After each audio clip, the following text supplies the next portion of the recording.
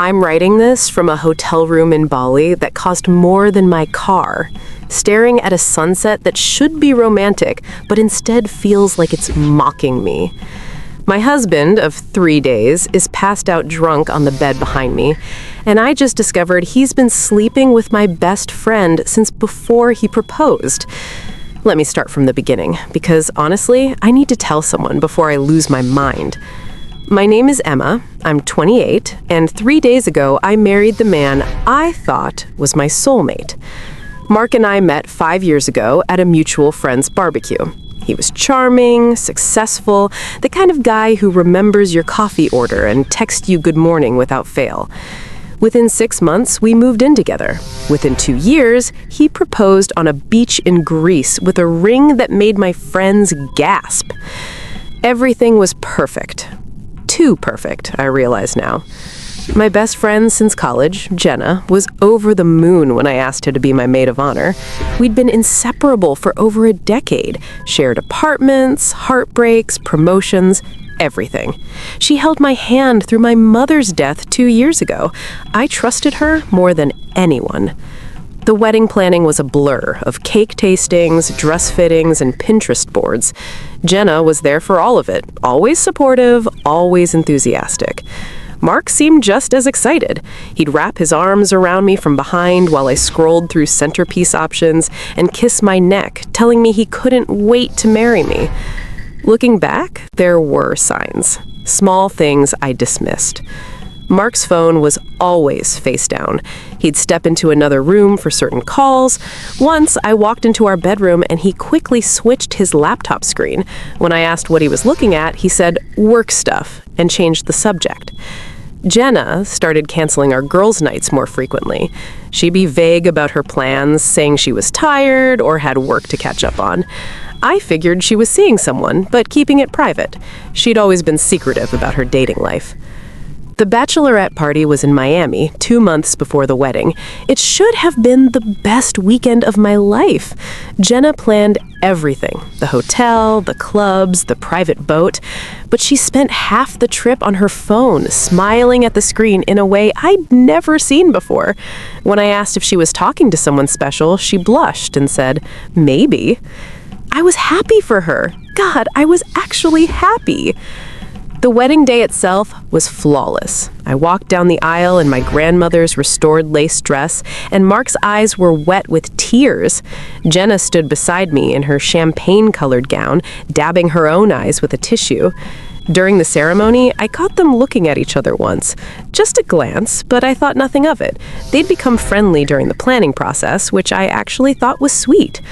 Mark's vows were beautiful. He promised to love me through sickness and health, to be my partner in everything, to never let me face the world alone. Everyone cried. I felt like the luckiest woman alive. At the reception, Jenna gave a speech that had everyone laughing and crying. She talked about our friendship, about watching me find the one, about how Mark was the best thing that ever happened to me. She raised her glass and said, "To Emma and Mark, may you have the love story you both deserve." I should have heard the bitterness hidden in those words. We left for Bali the next morning, exhausted but euphoric. The flight was long, but Mark held my hand the entire time, occasionally kissing my forehead and whispering how much he loved me. We arrived at this stunning resort, private pool, ocean view, the works. It was supposed to be paradise.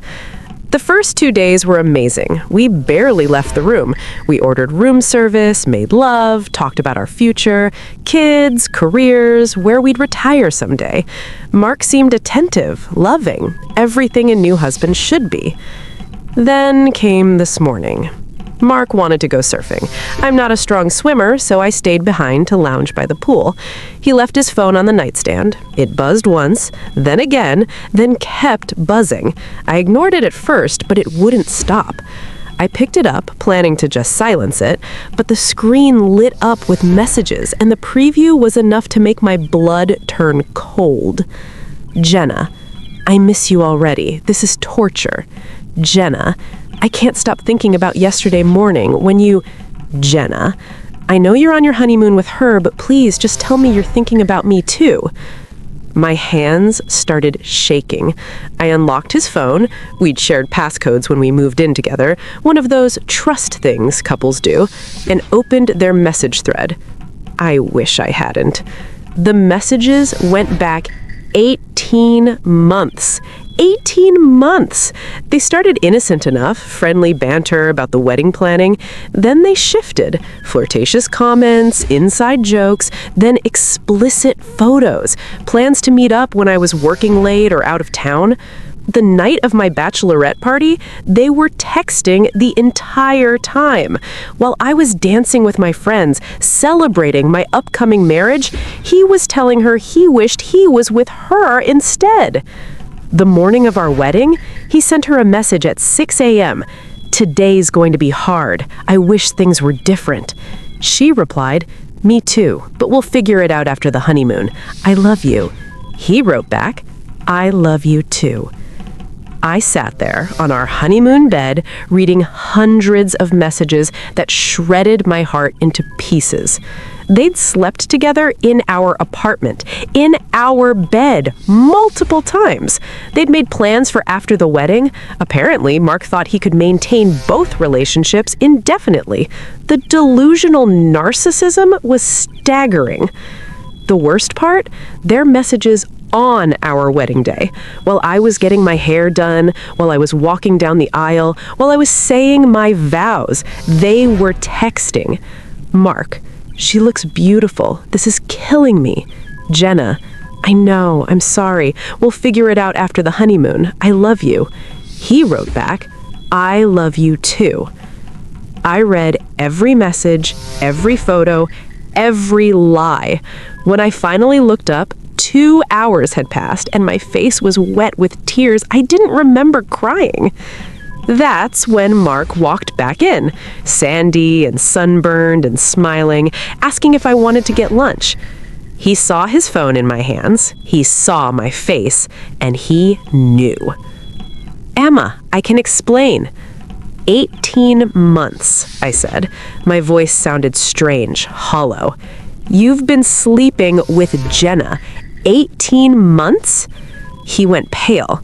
"It's not what you think. You told her you loved her on our wedding day." He couldn't look at me. That's when I knew everything I'd read was true. No denial, no fight, just guilt written all over his face. "Why?" I whispered. "Why marry me if you're in love with her?" "I love you too." "Don't." I stood up, still holding his phone. "Don't you dare." "Emma, please, it just happened. I never meant to hurt you." "You married me." I screamed. I never scream, but something inside me broke. "You stood in front of everyone we know and promised to love me forever while planning to be with her. You both did this. My best friend, my husband, on my wedding day." He tried to come closer, but I backed away. "If you touch me, I will lose my mind."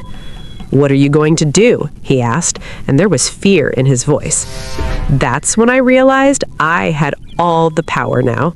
He'd been so careless, so confident I'd never find out. But I had everything. Every message, every photo, every lie documented in explicit detail. I looked at him, this man I'd given 5 years of my life to, this man I trusted with everything, and I felt nothing but cold, calculated rage. "I'm going to destroy you," I said calmly. "Both of you." I've already forwarded the entire message thread to myself. I've contacted a divorce lawyer. It's 3 a.m. back home, but I found someone who handles emergency cases. I've screenshotted everything and backed it up in 3 separate places.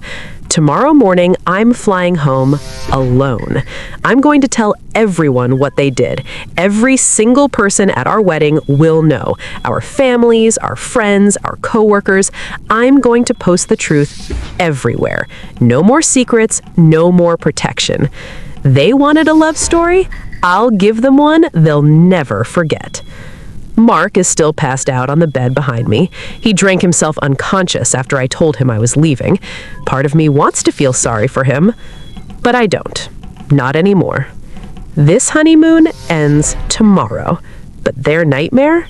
That's just beginning.